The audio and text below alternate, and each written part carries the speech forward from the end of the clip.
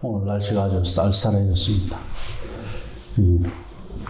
모처럼 가을 기분이 드는 그런 쌀쌀함인데, 그래도 환절기니까 건강들 유의하시고,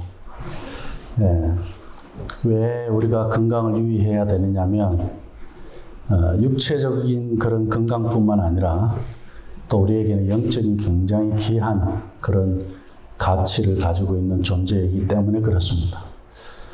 한번 따라합시다. 나는 성전이다. 당신은 교회이다. 우리는 가족입니다. 이게 다 같은 말이에요.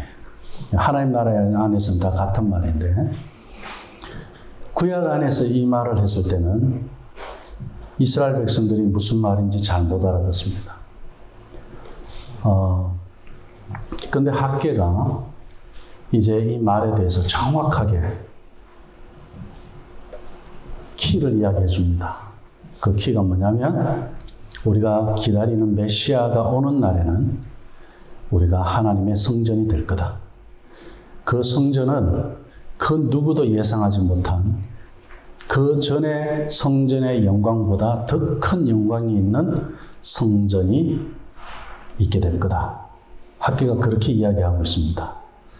오늘 이 말씀을 미리 학개에 대한 이야기를 오늘 학개에서의 핵심되는 부분을 미리 말씀드리고 시작하고자 하는 이유가 뭐냐면, 우리가 지금까지 창세기부터 해서 하나님께서 에덴에다가 아담과 하와에게 아주 좋은 성전을 하나 지어주셨죠. 눈에 보이는 성전. 그것을 우리는 에덴 동산이라고 합니다. 그것을 아담과 하와는 잘 지켜내지 못했습니다. 왜냐하면 선악과라는 존재 때문에.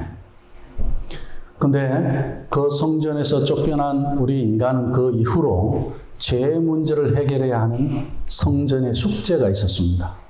그것이 출애굽기, 레위기, 민수기, 신명기 이렇게 쭉 계속 성경에서 선지자들이 반복해서 이야기하는 거예요. 에덴 성전의 회복을 두고 이야기하는 겁니다. 그 에덴 성전의 회복을 두기 위해서 자기 백성들이 반드시 해야 되는 것이 하나 있었어요. 그게 뭐냐면, 하나님의 약속을 붙잡고 신앙을 자기 자손들에게 이어가게 할 때에 하나님의 약속의 날, 그날에 메시아가 오심으로 해서 에덴의 성전은 더 큰 영광으로 회복된다. 이 이야기를 성경 전체에서 맥으로 우리가 설명할 수가 있습니다. 그런데 문제는 신앙을 그렇게 이어가는 게 쉬우냐는 거죠. 세상이 그냥 내버려 두지를 않는 거예요. 아브라함 때도 마찬가지고, 아담 때도 마찬가지고, 노아 때도 마찬가지고, 그리고 예수님 오신 그때 당시에도 마찬가지입니다. 그런데 그 신앙을 이어갈 수 있도록 모세는 신명기 6장을 통해서 이야기하고 있습니다. 교육이 답이라는 거죠. 신앙을 이어가기 위해서는 부모가 자녀에게 부지런히 가르치는데 무엇을 가르쳐야 하느냐? 하나님은 창조주시다. 하나님은 유일하신 신이다. 이 세상에 그 어떤 신도 하나님이 될 수 없다. 이스라엘들아, 우리 하나님 여호와는 오직 유일한 여호와시니 너는 마음을 다하고 뜻을 다하고 힘을 다해서 내 하나님 여호와를 사랑하라. 이 교육을 부모가 철저하게 자녀들에게 하라는 이야기입니다. 그 맥락에서 우리가 성경을 보면 신앙 전수가 잘 되어져 온 그런 가정이나 가문이나 시대나 인물에게는 하나님의 복과 약속이 이어져 왔습니다. 그런데 이 교육이 이루어지지 않았을 때는 국가라 할지라도, 민족이라 할지라도 멸망하더라는 거예요. 이스라엘 백성들이 지금 어떤 상황이었느냐? 학개가 있기 전까지 지금 이스라엘 백성들은 어디에 가 있었습니까? 바벨론에 가 있었어요. 바벨론 포로로 잡혀가 있었습니다. 북이스라엘은 아수르라는 제국에 잡혀갔고, 그리고 남쪽 유다는 바벨론이라는 제국에게 포로로 잡혀갔습니다. 그들이 포로의 생활을 했어요. 이제 포로에서 돌아와서 옛날에 그 영광을 다시 회복하고 싶은 거예요.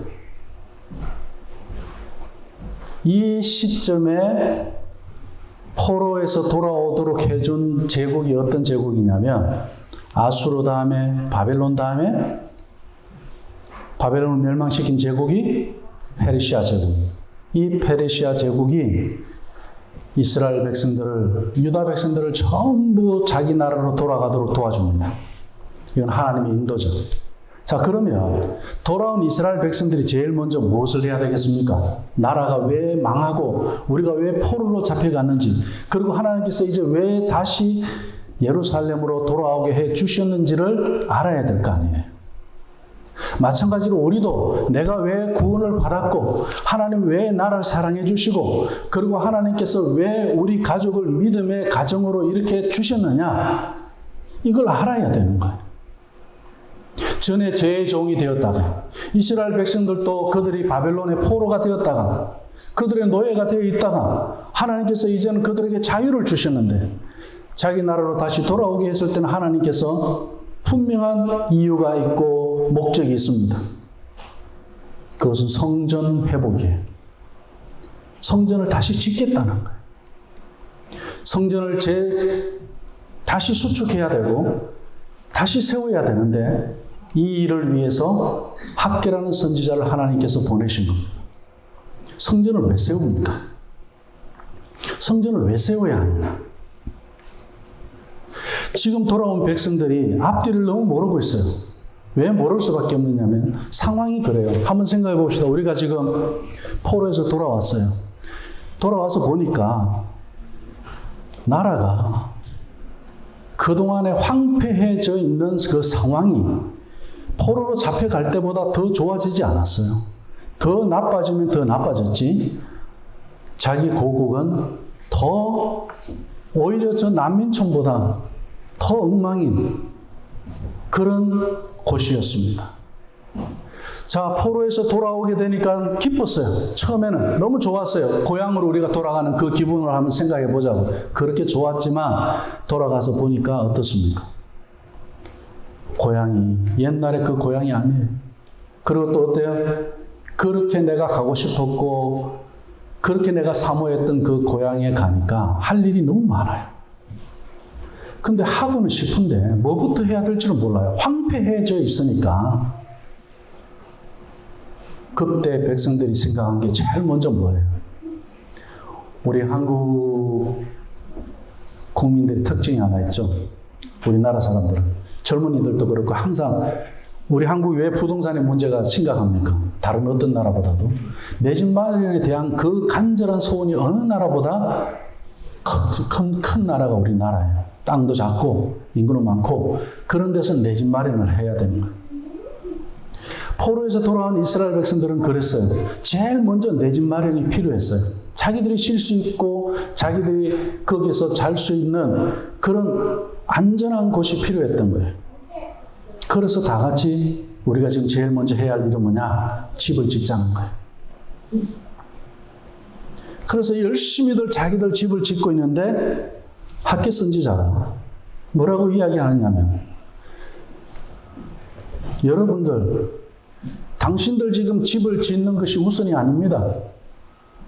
당신들 집을 짓기 위해서는 지금 이렇게 땀을 흘리고 이렇게 수고하고 이렇게 요란하고 이렇게 화려하게 하고자 애쓰고 있지만 지금 우리에게 중요한 것은 당신들의 집이 아니라 하나님의 집입니다. 이렇게 이야기하는 거예요. 하나님께서 왜 바벨론에서 우리를 돌아오게 하셨느냐? 우리 집 짓게 하기 위해서 했다면 하나님 바벨론에서도 우리 집을 짓게 하실 거다. 페르시아에서도 우리가 집을 지을 수 있도록 했을 것이다. 그런데 지금 우리 집을 먼저 짓는 것이 아니라 하나님의 집을 먼저 지어야 합니다. 이렇게 학개는 이야기하고 있는 거예요. 그러면서 또 뭐라고 이야기하느냐면 전에의 성전보다 더 큰 영광이 있는 성전을 지어야 합니다. 이렇게 이야기를 하는 거예요. 학개가 40일 동안 4번의 설교를 합니다. 그러면서 자기 백성들을 이렇게 격려를 하는데 그리고 깨우고 있는데 거기에 동의할 사람들이 공감할 사람들이 얼마나 되겠습니까? 지금 내 집도 마련이 안 돼 있는데 무슨 지금 하나님의 집이냐? 어떤 생각을 따르겠습니까? 우리 집 짓고 하나님 집 짓지 말자는 거 아니다. 우리 하나님의 집 짓자. 이렇게 이야기할 수 있습니다. 우리 집 짓고 난 다음에 할게. 그렇게 말할 수도 있어요. 근데 학계는 타협하지 않아요. 아니라는 거예요. 왜 그랬을까요?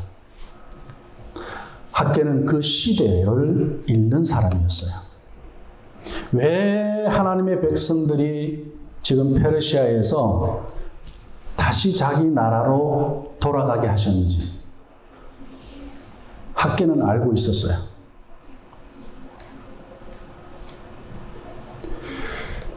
그런데 백성들은 그것을 몰랐어요. 그냥 제국의 왕이 이제는 국가 정책으로 포로로 잡아왔던 모든 지난날의 제국에 의해서 포로로 잡혀온 그 백성들을 다시 돌아가게 하는 것. 국가 정책이 그래서 그런 걸로만 생각을 합니다. 그 왕을 하나님께서 다스리고 있다는 것에 대해서는 이스라엘 백성들이 제국의 그 왕이 누구신가를 하나님이 참 왕이시라는 것을 누구보다도 잘 알 수 있는 그 이스라엘 백성들이 그냥 국가의 정책으로 인해서 돌아온 걸로만 생각하니까 여기 돌아와서 당장 눈에 보이는 상황은 어떤 겁니까? 내 집부터 지어야 되는 게 맞습니다. 그러나 시대를 깨우는 선지자 학계의 생각은 달랐습니다. 황폐한 예루살렘 성전이 보이기 시작했습니다. 그러면서 현재 상황으로는 전에 예루살렘 성전 솔로몬 때 얼마나 화려하게 성전을 지었습니까? 이미 아버지 때부터 준비를 해와서 얼마나 철저하게, 그리고 많은 사람들이 동원되고, 그리고 그게 재정적인 문제가 하나도 없는 데서 성전을 짓는데 완벽한 준비와 그리고 최고의 가치를 그 안에 담아내기 위해서 모든 정치력과 재정과 경제를 투입해서, 인재를 투입해서 예루살렘 성전, 솔로몬 성전이라고 하는 그 영화로운 성전을 짓게 됩니다. 근데 오늘 학교는 뭐라고 이야기합니까? 그 솔로몬의 성전보다 더 큰 영광이 있는 성전을 우리가 지어야 된다. 이렇게 이야기합니다. 자, 상황은 그때하고 전혀 다른 상황. 다윗과 솔로몬 때 그때의 성전의 영광보다 더 큰 영광이 있는 성전을 짓게 하겠다. 도대체 학계는 무슨 배짱으로 그런 이야기를 했을까요? 학계가 이야기하고 있는 성전은 건물에 있지 않다는 이야기입니다. 우리가 66년 이스라엘 백성들이 그 66년 전에 파괴됐던 그 성전을 재건하는 일, 이것은 학계에 있어서 굉장히 다른 어떤 선지자들보다도 학계에는 더 큰 책임이 있었던 것, 어떤 성과를 만들어내야만 하는 그런 선지자로 하나님께서 세우셨어요. 다른 선지자들은 그냥 말만 하면 됐어요. 하나님 앞에서 이렇게 회개하고 돌아와라. 그리고 하나님이 이것을 원하신다. 그러면 되는데 학계는 그 말을 이루어내야 하는, 눈에 그 자기가 전한 그 메시지와 함께 하나님이 일하고 있는 그 상황을 완전히 재현해내야 하는, 실제적으로 그런 성과를 내어야 하는 그런 선지자였어요. 그러니 얼마나 부담이 컸겠습니까? 그 이스라엘 백성들을 보니까 학계의 생각은 분명했습니다. 상황을 이해하지 않을 수도 없고, 이들이 내 집 짓자고 하는 게 잘못된 것도 아닌데, 그럼 이들을 어떻게 깨워야 하느냐. 거기에 학계가 해답으로 제시하는 게 뭐냐면, 더 큰 영광이 있는 성전이 답이라는 거예요. 자, 지금 우리 입장에서 건물로만 보면은 이게 얼마나 큰 부담이 되겠어요. 솔로몬 성전의 그 얼마나 영광스러운 성전이었어요. 금칠로 다 도배가 되어 있던 성전이었는데, 예? 거기에 금이 얼마나 많았으면 기둥의 금 하나하나까지도 다 벗겨갖고 바벨론이 다 그걸 가지고 갈 정도로 엄청난 영광이었어요. 건물 그 자체로는. 그런데 하나님께서는 학계를 통해서 건물의 영광을 이야기하는 것이 아닙니다. 영적인 회복을 이야기합니다. 우리가요, 겉으로 보기에는 화려해 보이고 눈에 보이는 어떤 그러한 것들로 인해 갖고 성전을 이야기하고 교회를 이야기하고 건물을 이야기하는 것은 오늘 이 학계를 두고 말씀을 보면 그건 아니에요.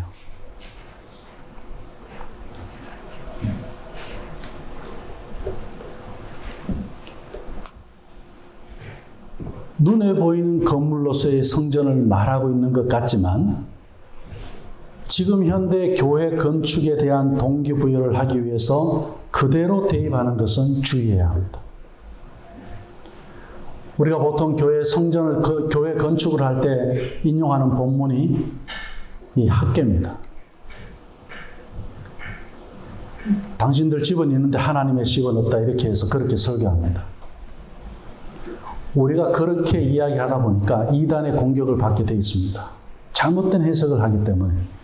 당시의 성전의 의미와 오늘날 교회의 건축은 전혀 다른 이야기입니다.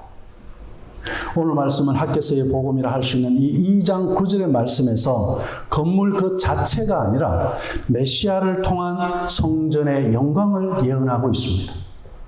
예수님이 오시면 더 큰 성전의 영광이, 솔로몬 성전도 여기에 답이 될 수가 없고 비교할 수가 없고, 그리고 오늘 이 제2의 성전이라고 하는 스룹바벨 총독의 당시에 이 성전이 지어졌기 때문에 오늘 이 학개 때의 성전은 제2 성전, 스룹바벨 성전이라고 그렇게 이야기합니다. 이스라엘 백성들에게 있어서 성전 건물로서는 3개가 지어집니다. 첫 번째는 솔로몬 성전, 두 번째 오늘 스룹바벨 성전, 그리고 예수님 당시에 헤롯 성전입니다. 그런데 이 세 성전이 건물이 다 어떻게 되어 있습니까? 지금 없어요. 건물은 없어요. 그런데 성전은 있나요? 없나요? 있잖아요. 우리가 성전이라고 성경은 말씀하고 있잖아요. 지금 예루살렘의 그 성전은 어떻게 되어 있습니까? 그 자리에 무슬림의 모스크가 세워져 있어요. 황금도 모스크가 세워져 있어요. 예루살렘 성전이 아니에요. 아이러니 아닙니까? 이제 우리가 주목해야 할 부분이 있습니다. 오늘 이 학개복음이라고 할 수 있는 이 학개서 2장 9절의 이 말씀은 더 큰 하나님의 영광이 있는 그 성전은 메시아가 오심으로 해서 이루어지는데, 우리 예수님께서 오셔서 뭐라고 말씀하십니까? 여전히 그 성전은 건물에 있지 않은 것을 말씀하시면서 이 헤롯 성전은 무너지고 내가 3일 후에 다시 일으키겠다, 세우겠다, 그렇게 말씀하십니다. 바로 예수 그리스도 그분이 성전이라는 거죠. 그분을 중심으로 해서 모여있는 하나님의 백성들, 그것이 바로 교회라는 거예요. 교회는 건물이 아니고 성전은 건물이 아니라는 이야기예요. 인격을 두고 이야기하는 겁니다. 예수님 그분이 성전이시고 그분이 가장 큰 영광 가운데서 계시는 분이시기 때문에 그분을 머리로 해서 지체가 되어져 있는 우리 믿음의 사람들이 함께 할 때 예수 그리스도 안에서의 가족이 되는 것이고, 예수 그리스도 안에서의 교회가 되는 것이고, 그분을 머리로 해서 지체가 되어서 우리는 그분의 말씀을 따라서 함께 동역하며 함께 동반자가 되어서 믿음의 길을 걸어가는 신앙의 동지고 영적인 가족이라는 이야기입니다. 학개는 이 메시지를 이스라엘 백성들에게 예언으로 이야기하고 있는 거예요. 그런데 이 예언이 어디에서 성취되어집니까? 놀랍습니다. 우리 예수님을 통해서 성취된 이 예언이 바울도 똑같이 이야기하는 거예요. 바울이 뭐라고 이야기합니까? 고린도전서 3장 16절, 고린도전서 6장 19절 말씀에 보면 오늘날 우리에게도 영적 갱신과 그리고 참된 성전이 무엇인가에 대해서 도전해주고 있습니다.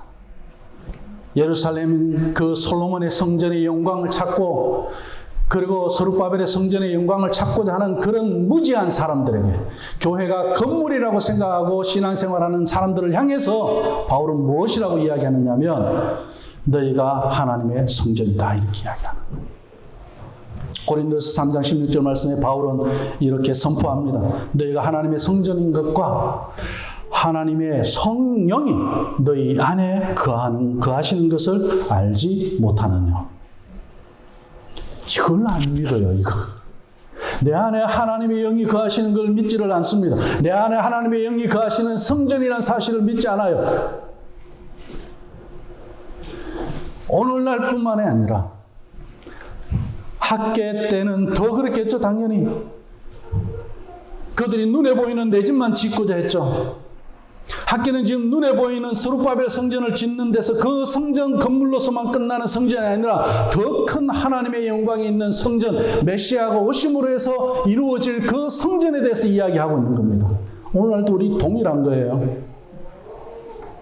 자, 우리가 믿음 생활하면서 어디에 우선을 두고 있습니까? 우리가 눈에 보이는 집을 짓는 데에 많이 우선을 두고 살아가잖아요. 교회도 마찬가지입니다. 우리 예천교회도 눈에 보이는 건물이 우선인 데서 가는 교회라고 하면 그 교회는 잘못 가고 있는 교회입니다. 우리 가정도 마찬가지입니다. 눈에 보이는 집 짓는 걸로 해서 가는 가정이라고 하면 그거 잘못 가는 가정이에요. 잘못 짓는 거예요. 하나님의 더 큰 영광이 있는 그 성전을 지어야 된다는 거예요. 우리 가정에 성령이 충만하냐? 내 안에 성령이 충만하냐? 내 안에 거하시는 하나님을 인정하느냐? 하나님의 영에 따라서 내가 살아가고 있느냐? 거기에 따라서 우리 간에 대화가 이루어지고 우리 가족 간에 또 우리 믿음의 식구들 간에 성령이 가르치고 성령이 인도하고 성령이 역사하시는 그 삶을 살아가는 것이 성전을 짓는 거예요. 성전은 건물을 짓는 것이 아니라는 거예요. 그러면서 학계는 이렇게 이야기합니다. 오늘 2장 3절 4절 말씀에 보면 비록 이 성전이 이전 성전보다 훨씬 못한 것처럼 보일지라도 스룹바벨아 여호수아야, 여기 스룹바벨은 아까 총독이라 그랬죠. 그리고 학계에는 좋은 동력자가 있었어요. 믿음의 총독이 있었고요. 그리고 또 믿음의 제사장 여호수아가 있었습니다. 그 이 여호수아에게 이야기합니다. 스스로 굳게 해라. 너 안에 굳게 하게 하시는 하나님의 은혜가 있으니까 네 마음을 굳게 먹으라는 거예요. 지금 백성들이 내 집 짓는데 급한 가운데 있지만 눈에 보이는 저 집 짓는 거에 목숨 거는 저 백성들로 인해 갖고 네가 흔들리지 마라. 그리고 또 어떤 상황입니까? 성전을 눈에 보이는 건물을 성전을 짓는 데 있어서 그냥 또 백성들이 그냥 다 협조하는 건 아니잖아요. 이 성전을 허물고 또 이 성전을 못 짓게 하려고 방해하는 자들이 있었어요. 그러면서 학계는 지도자들에게 마음을 굳게 하라고 그런 거예요. 그들이 무너지면은 백성이 무너지는 것보다 더 큰 거. 한 지도자가 무너지면은 그 공동체가 다 무너지는 거예요. 그래서 학계는 지도자가 깨 있어야 된다. 그래서 오늘 저희가 우리 이 주보의 칼럼에도 우리 선생님들을 위해서 기도하자고 한 이유가 뭐냐? 말씀을 가르치는 선생님들만큼 귀한 거 없어요. 영적 지도자. 우리가 영적으로 깨우고 우리를 영적으로 회복시키는 데 있어서 그 가르침을 주는 선생님들을 위해서 우리가 왜 기도해야 되느냐? 그들이 하나님 앞에서 시험이 들고 그들이 무너지면 안 되기 때문에 그렇습니다. 누구보다도 기도가 필요한 사람들이고요. 왜? 더 큰 영광이 있는 성전을 지어가는 일에 하나님께서 세우신 지도자이기 때문에 그렇습니다. 그러면서 학계는 이야기합니다. 스스로 굳세게 할지어다. 그러면서 그 다음에 백성들에게도 동일하게 이야기합니다. 스스로 굳세게 할지어다. 백성들아, 너희들도 스스로 굳세게. 어떻게 해요? 이제는 하나님의 그 더 큰 영광이 있는 성전이 있게 되면은 어떻게 해요? 상황을 보고 내가 굳게 세워가는 게 아니에요. 상황이 안 좋으면 내가 실망하고 넘어지고 또 방해가 있다고 해서 내가 좌절하고 실패하고 그렇게 가는 사람이 아니라 어떻게 해요? 내 스스로 이제는 일어서게 되는 일들이 생기더라. 왜요? 하나님이 내 안에 계실 때 달라진 변화입니다. 그럼 너희들 이제 스스로 굳세게 할 수 있다는 이야기입니다. 내 안에 성전 대신 메시아가 임하면, 우리가 예수님을 믿는다는 건 바로 그런 겁니다. 내 안에 예수 그리스도 그분이 내 안에 임하기 때문에, 계시기 때문에 우리는 스스로 두려움을 이겨낼 수 있고요. 우리는 스스로 시험을 이겨낼 수가 있고요. 우리는 스스로 하나님의 영광을 드러낼 수 있다는 이야기입니다. 이것이 성전이에요. 학개는 이 성전을 세우기 위해서 이스라엘 백성들을 볼 때 영적인 진단을 했는데, 집 짓는 것에, 내 집 짓는 것에 몰두해 있는 그 백성들에게 뭐라고 이야기합니까? 굉장히 중요한 겁니다. 하나님의 영광을 드러내는 성전의 특징 중에 하나가 뭐냐면 우선순위를 뒤바꾸지 않는다는 겁니다. 자, 지금 이스라엘 백성들은 우선순위가 뒤바뀌었어요. 자기 집 짓는 것에 지금 급급해 있습니다. 그런데 지금 학개는 하나님의 집을 짓자라고 이야기하고 있습니다. 여기서 우선순위의 문제, 지금 당신들의 집을 짓는 그 문제는 하나님의 집을 지을 때 해결되는 문제다. 우리 예수님도 마태복음 6장 33절에 그렇게 말씀하셨죠. 너는 먼저 그 나라와 그 의를 구하라고 말씀하셨죠. 그래야 하면 이 모든 것을 너에게 더하시라고요. 하나님의 나라가 우선이다, 그 이야기입니다. 하나님의 나라가 우선이다. 학개는 지금 그것을 이스라엘 백성들에게 이야기하면서 그들이 뒤바뀌어진 그 생각을 바꾸고자 합니다. 얼마나 힘들었겠어요. 아직 학개는 메시아가 오지 않은 상태에서 이 성전을 짓고자 이야기하고 있는 거잖아요. 또 예언으로 말씀을 하고 있잖아요.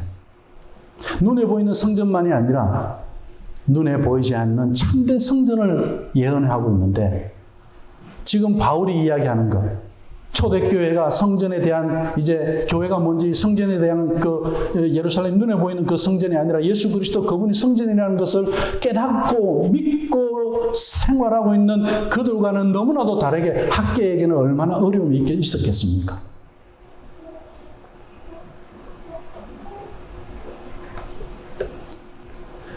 우선순위를 바꾸는 문제는 굉장히 어려운 문제라는 겁니다. 오늘 예수님을 믿는 우리에게 있어서 우선순위의 문제를 한번 점검해 보자는 겁니다.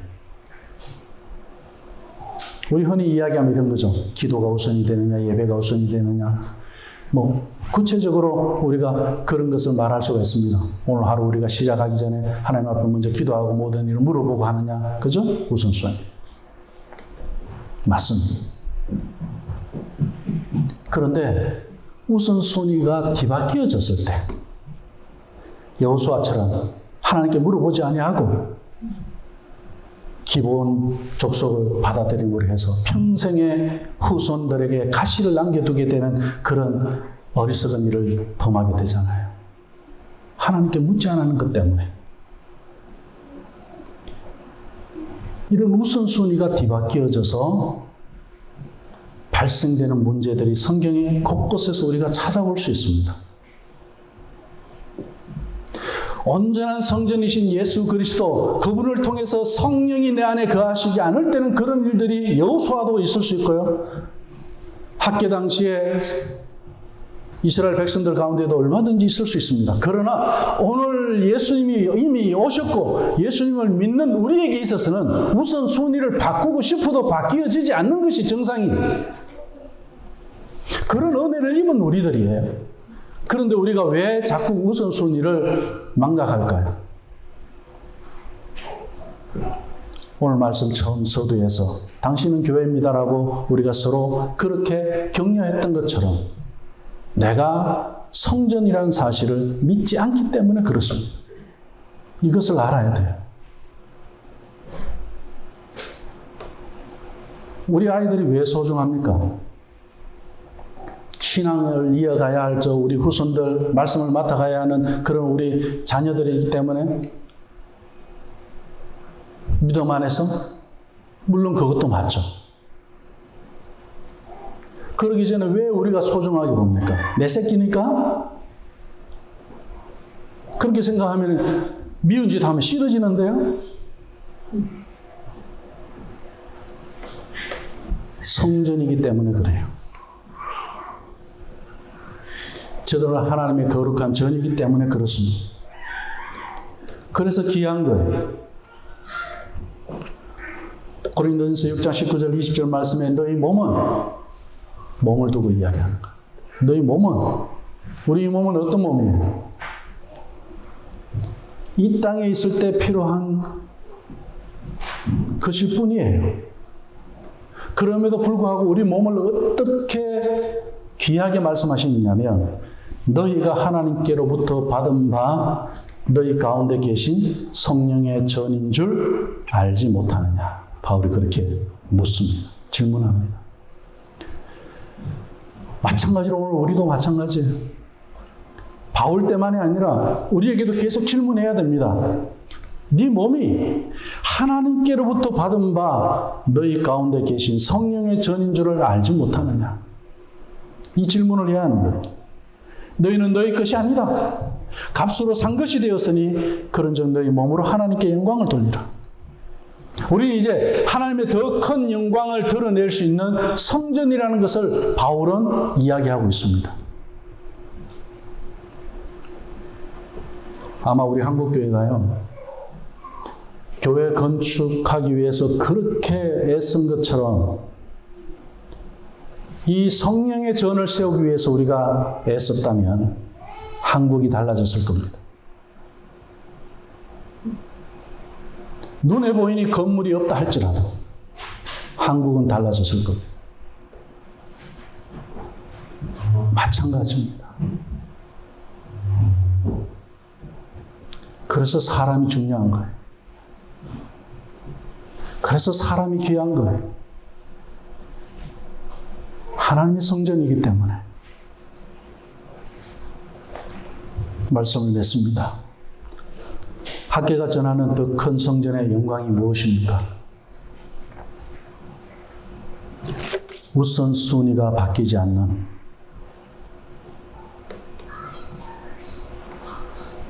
하나님의 사람을 두고 이야기합니다. 내 안에 성령이 거하는 것을 두고 이야기합니다.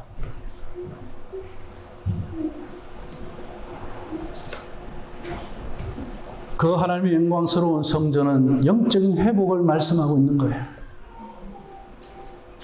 내 안에 그분이 계실 때 회복도 경험하고요. 치유도 경험하고요. 은혜도 경험하고요.